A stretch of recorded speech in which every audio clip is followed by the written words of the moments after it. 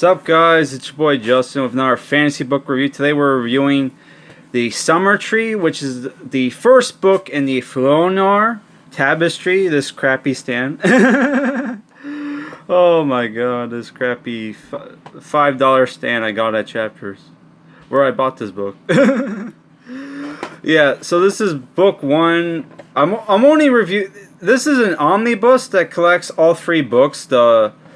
The Summer Tree, The Wandering Fire, The Darkest Road by Guy Gavriel Kay, who, if people don't know who Guy Gavriel Kay is, Guy Gavriel Kay was a Canadian author that worked at the Tolkien Foundation or estate. That he was friends with Christopher Tolkien, J.R. Tolkien's son, and helped edit the Silmarillion, which was released after Tolkien died.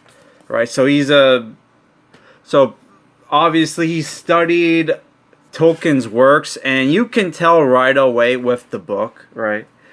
Which the first book came out in 1984, and the sequels came out in 1986.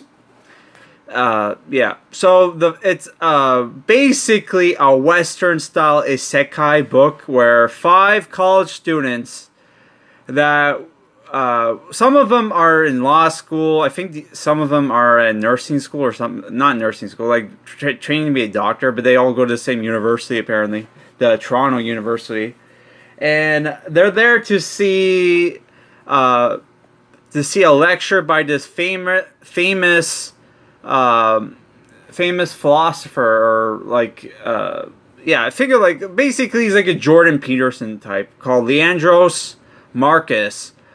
And they get invited to talk to him after his lecture, only for the five college students to be told that he's actually a mage from another world called Lauren Silvercloak, with his source Matt Soren, who was the former king of the dwarves, who was an eye patch, which I'll talk about what sources and mages are. And they get invited to go to the world of Flonavar for 2 weeks during a celebration of the 50th year reign of its king Darren. Oh my god, what was the guy's name? The king. Eiffel, High King of Brennan. Okay. So yeah, the 5 college students are Kimberly Ford, Kevin Lane, Jennifer Lowell, Dave Matronuk, who's like a basketball player, and Paul Schaefer, right?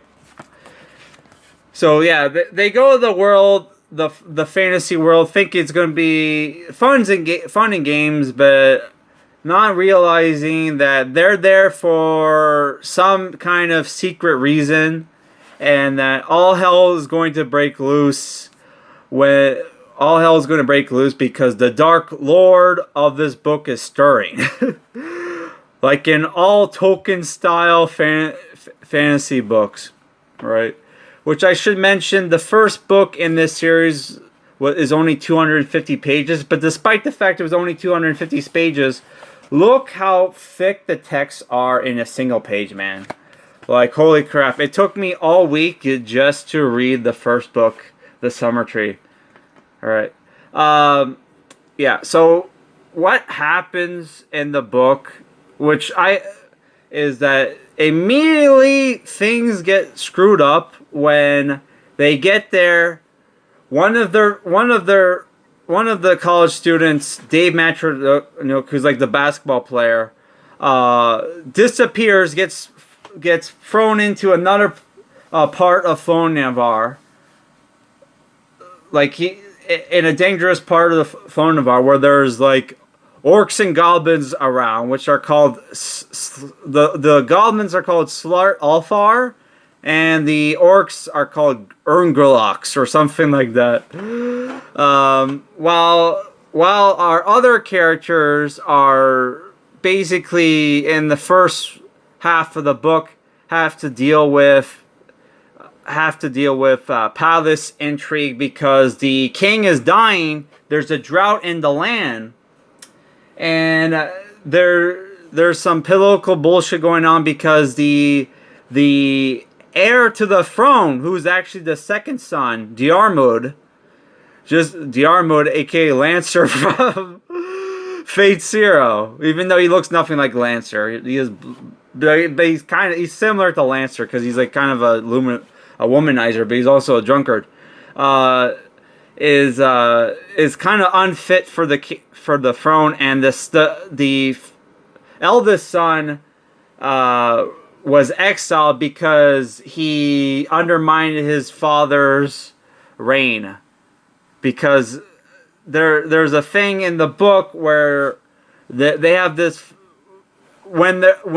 it's not, and they don't really say if this is the case, but it's kind of implied when a king is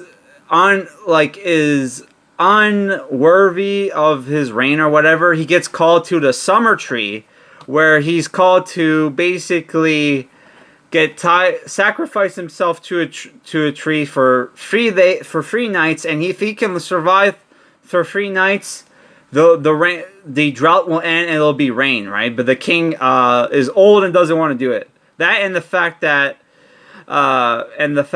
they're nobody has survived that. Only for one of our characters to turn out to be kind of suicidal and goes in his place. While that's going on, one of the characters inherits Seer's power and magical abilities.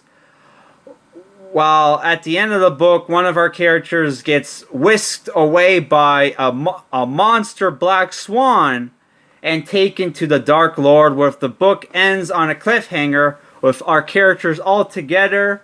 There's a new king in the land, and our characters have to go and rescue their lost friend. So that's how the first book ends. Sorry for the minor spoilers. So I really enjoyed the book. I really enjoyed the book. At first, when I heard that it was Canadian fantasy, I cringed at that because a lot of Canadian movies, TV shows kind of suck, in my opinion. And a lot of the Canadian books they made us read in school sucked. They should have introduced us to this guy, because this was fucking amazing, man.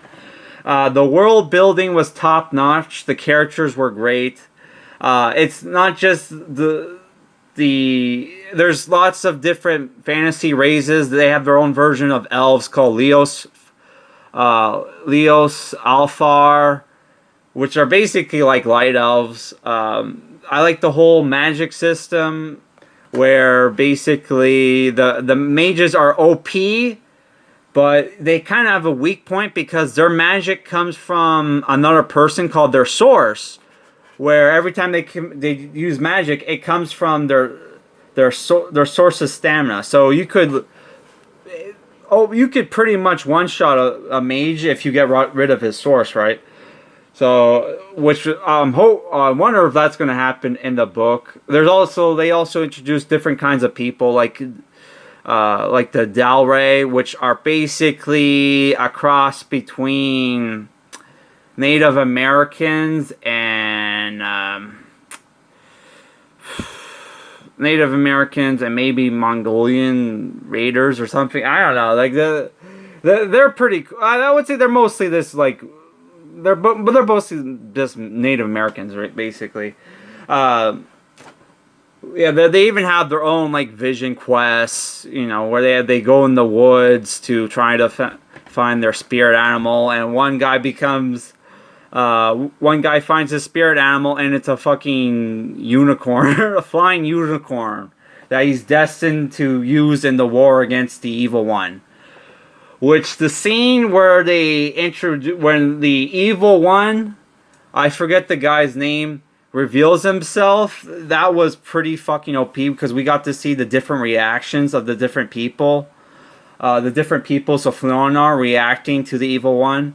And it's not just him, that he also has like rogue mages and demigods that work for him. Right? Like this one demigod that can turn into a wolf, who became evil because he got rejected by the most beautiful woman in the world, and he vowed he vowed to the world that the world that saw his shame will cease to exist. So, and it's implied that even the bad guy of the book doesn't want the world to end. So at some point, even if the guy does, the bad guys win, that guy has to fight the devil at that point, right? So yeah, I really like the book. There's good world building. The characters are, you know, top notch. The dialogue is good. It's like the book is basically like a dark fantasy version of like Chronicles of Narnia, and the characters swear, there's sex in the book, like there are songs. There's only one or two songs in the book, and dancing scenes. If you're a fan of that stuff from OG Lord of the Rings. There are battles, which I didn't think there would be any battles, because like you go like because the first 100 pages there's hardly any fights, and then like a lot of the action happens in the second half of the book. If I had some nitpicks with the book, and they're just nitpicks, I kind of find gods appearing in human form kind of like, and them talking to each other kind of like, I don't know, it gets rid of the mystique of the gods, because gods, in my opinion, are better if they're unseen forces. Especially when the fucking villain is a god, a fallen god himself. So it's like, yeah, well, how come these assholes aren't in the front lines and we are? Right? But otherwise, besides from that, you know, I thought the book was good. And for people who think I spoiled the plot twist, when the plot twist was pretty fucking obvious, I wouldn't even consider that a plot twist, because they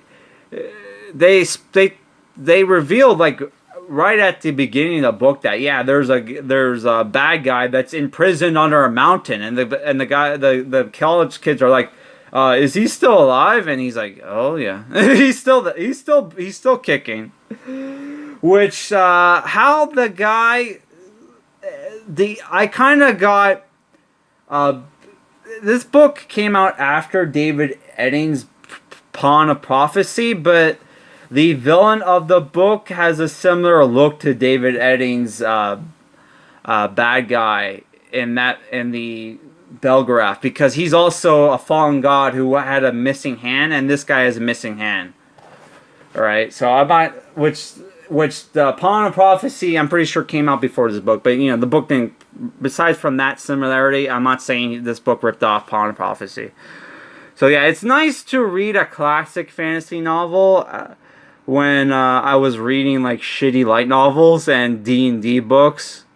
Yeah, so I really enjoyed this book. I'm going to try, hopefully I'll try to finish the second book this week, but if not, you know, we're probably not going to review the other two books until like November. If I can't finish the second book by October, then I'm not going to review. The reviews won't come out till November, because in October I'm going to be busy reviewing Halloween themed graphic novels and dark horror fantasy books. Alright guys, I hope you enjoyed this video. Like and comment. Peace out. Hey, crap. Oh, stupid fucking phone.